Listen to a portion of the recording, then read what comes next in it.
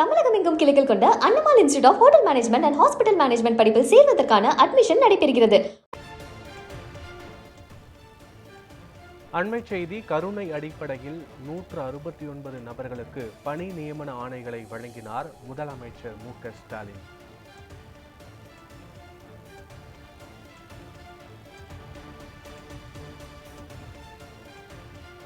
கருணை அடிப்படையில் 169 நபர்களுக்கு பணி நியமன ஆணைகளை தலைமைச் செயலகத்திலிருந்து முதலமைச்சர் மு.க. ஸ்டாலின் வழங்கியிருக்கிறார். அந்த காட்சிகளை காண்கிறோம்.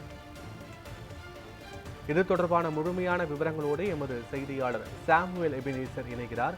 வணக்கம் சாமுவேல், விவரங்கள் என்ன?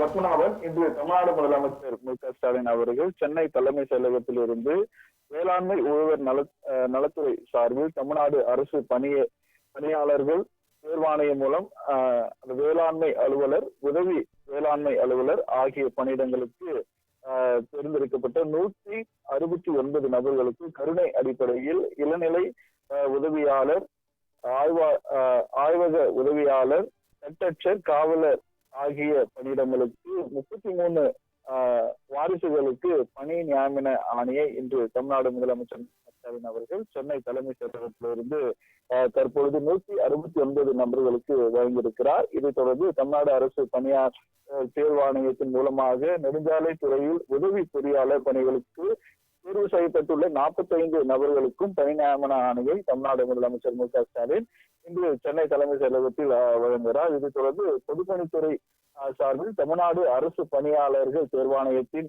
வாயிலாக உதவி பொறியாளர்கள், சிவில் மற்றும் மின் ஆகிய பணியிடங்களுக்கு தேர்வு செய்யப்பட்ட 165 நபர்களுக்கு பணி நியமன ஆணையையும் தமிழ்நாடு முதலமைச்சர் மு.க. ஸ்டாலின் இன்று சென்னை தலைமை செயலகத்தில் வழங்கி வருகிறார். இதைத் தொடர்ந்து பொதுத்துறை சார்பில் முன்னாள் படை வீரர்கள் வாழ்வாதாரத்தை மேம்படுத்தும் பொருட்டு முதல்வரின் காக்கும் கரங்கள் என்ற புதிய திட்டத்தை தொடங்கி வைத்து முன்னாள் படை வீரர்களுக்கு தொழில் தொடர்பான ஆலோசனைகளும் வழங்கியுள்ளார் தமிழ்நாடு முதலமைச்சர் மு.க. ஸ்டாலின். இன்று சென்னை தலைமை செயலகத்தில் இந்த நிகழ்ச்சியானது நடைபெற்று வருவது குறிப்பிடத்தக்கது. பத்மநாபன்,